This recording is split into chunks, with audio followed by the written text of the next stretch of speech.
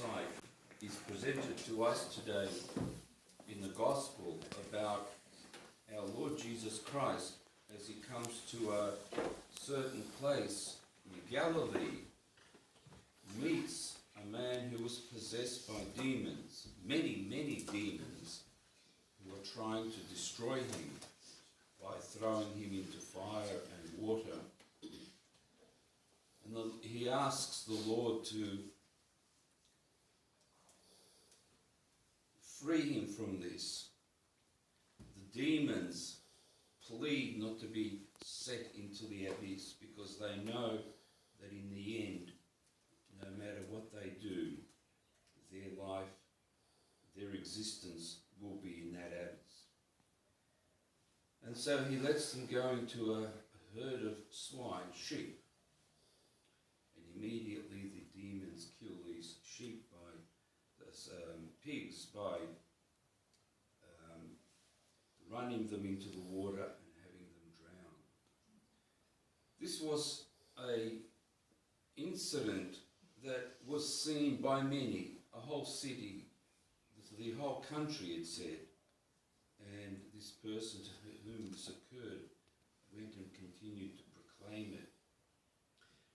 Therefore we can say and bear witness that this is indeed a true incident in the life of our Lord Jesus Christ, as indeed all the things that are in the Bible are true. I especially wanted to draw your attention to the first reading from Corinthians, which we read today, about how St. Paul writes something that is so important for our time, really important.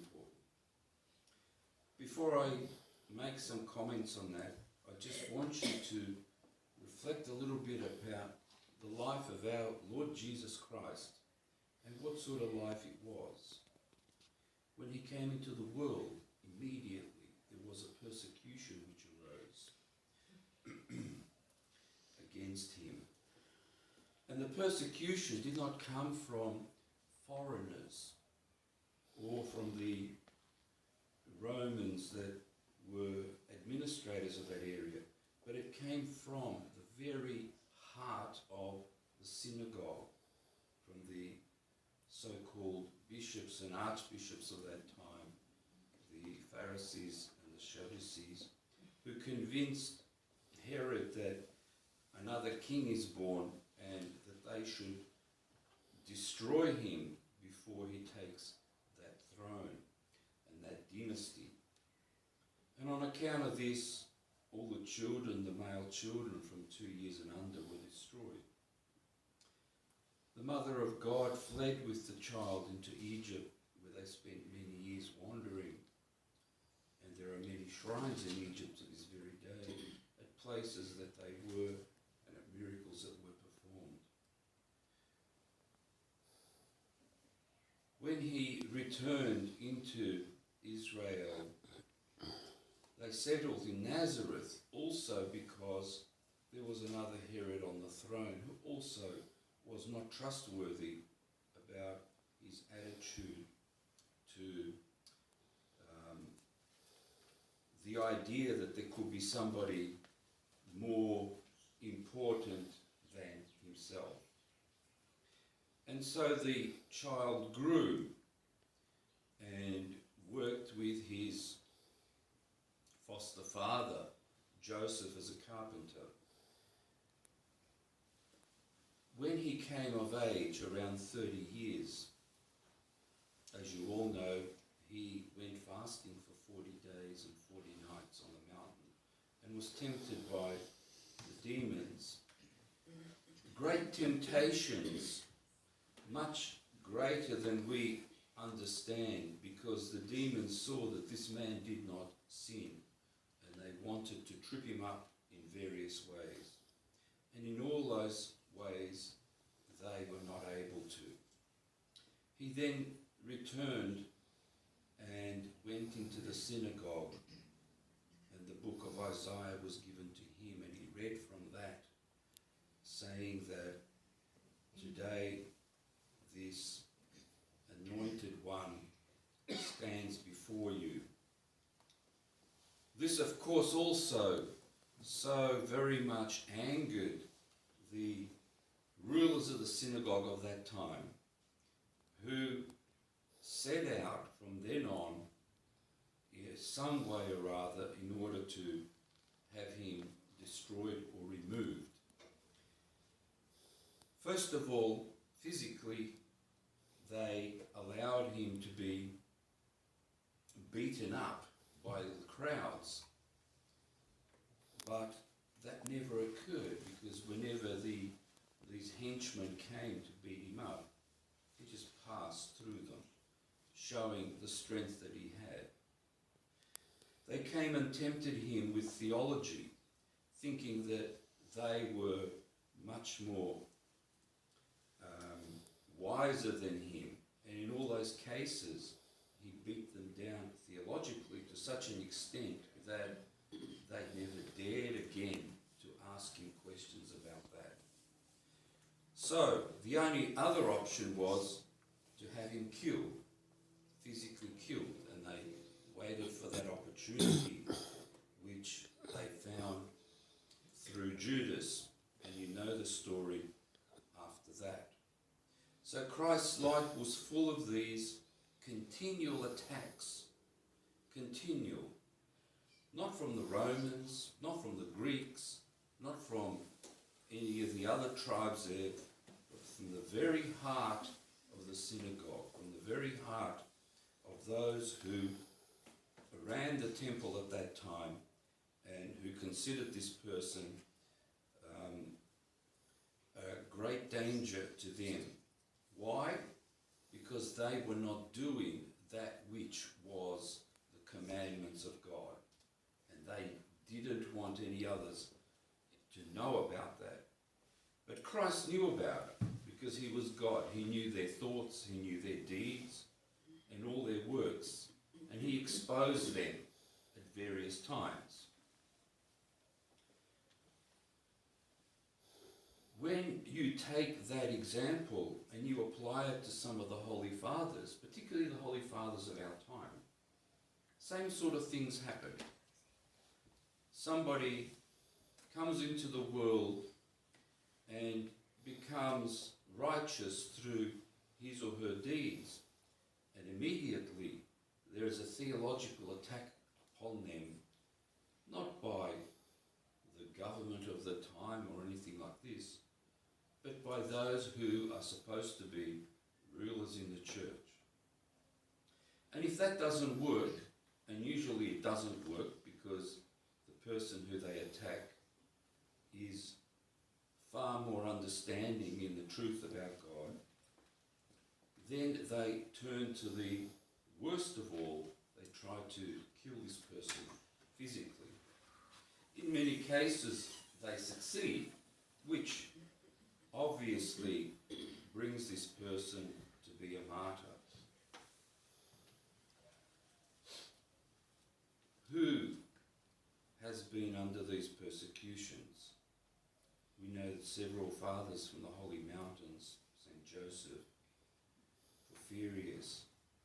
We know of the persecution on Father Nectarius of Gina, how he was deposed by his bishops and metropolitans. And many others in our own lifetime are persecuted like this. And that first reading that we had, the reading from Corinthians, spoke about this type of incident which was going to occur to those who love Christ. St. Paul says that these people that are having authority in the church want to boast about the activities that they do with such perfection, let's say. In other words, you know, how they sweep the floor, how they put up the candles, how they cross themselves, how they arrange things, which is what we are here for. That's our goal. And St. Paul, knowing that in the future these persecutions will come upon all those who wish to change their life and wish to carry their cross and follow Christ, will be hounded by those who hold authority and do not do those things, but do the physical things as a show to the rest of others, to make out as if they are so proper, so canonical, so good in their own ways. But inside themselves, they are not carrying their cross and are not changing their life, which is so obvious when you look into it. And these persecutions will only come upon true Christians more and more as the world progresses, because today, when you look at it, more and more, those who hold authority in the church seem not to be doing the things of holiness. I'm not judging them, but it says in the Gospels, by their fruits you shall know them. And what sort of fruits do we see from them? Ask the people that go there, and you will see horrible gossips and talks about money, property, all these sorts of things, about how to take advantage of somebody else, how to put somebody else down, or how somebody is not canonical, or somebody is not proper, or not doing this, or not doing that. Yet the main thing about it is they are not changing their lives. They are not carrying their cross, which is the most important thing that Christ has given to us. Because without changing your life, you remain in a sinful, fallen state. End of story. That's it. Sinful, fallen state. How can heaven be open up to you when that is your state? Because heaven is painful to those who haven't changed their life. It's not like doors are closed and they can't go in. It's that they are unable to go in on account of the pain of trying to enter heaven in a fallen state, unrepentant, with no ability and no actions in life where they try to change. And that's the big difference that we ought to know in our lives today. And understand that by their fruits, you will know who is true and who is not. Who is truly trying to follow Christ and trying to understand the things that are happening in this world and by whom they are happening, and how to save yourself from the horrible delusions which surround us on all sides.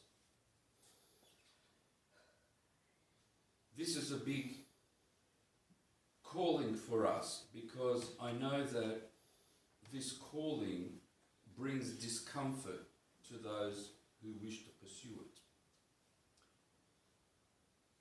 But you should understand that this discomfort opens up to you the kingdom of heaven, and the rewards in that which are far greater than any discomfort you may bear for the temporal time here on earth. And therefore do not be afraid when they say to you this or that, or accuse you or something, or try and put you down, because if you are repenting in your life and following the Christian way of bearing your cross, then you are safe. And the more you see that sinfulness living in yourself, the closer you draw to the kingdom of heaven. Strange thing, isn't it? The worse you see of yourself, the closer you are to the kingdom of heaven, because then you can repent. Those who do not see that stopped growing spiritually, stopped coming closer to the kingdom of heaven, because they already think that they are perfect, and dare to set themselves up as adjudicators and judges of others, you all know yourself in Australia how this disease of canonicity has gone through the society. Who has set themselves up to be the authority on the canons? Because the book of canons is a big thick book like this, and is full of many, many things, of which I would say 90% of them nobody does, because in our times other things are required. The funny one that I always say is there's a canon that a bishop is not allowed to sleep in a bed where a Jew has slept. And how many bishops sleep in hotels and motels, and I'm sure that in those beds some Jewish person has slept before. Canon broke it. Silly, but it's true. That's the way it goes. Therefore, be careful about that, because the only canon you need to know is, are you repenting? Are you seeing your sinful state? Are you bearing your cross? That's the only canon you need to know. If you're doing that in the Holy Church, then you have nothing to worry about in your life. And may God help us in that, because a time will come when they're going to be rounding us up and putting us in camps and cells, and perhaps even shooting us or killing us in various ways. And this will all be instigated not by the government of the time, but by the ones who hold authority in the church and convince the government that this must be done. God bless you for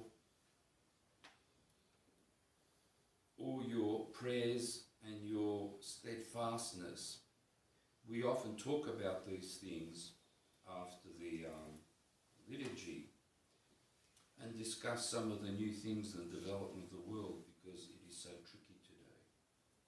And it becomes like an informal Bible class. So if you can stay and listen and contribute, that would be a good thing. God bless us, preserve us, and protect us, and feed us. Let us say with our whole soul, with our whole mind, let us say, Lord have mercy.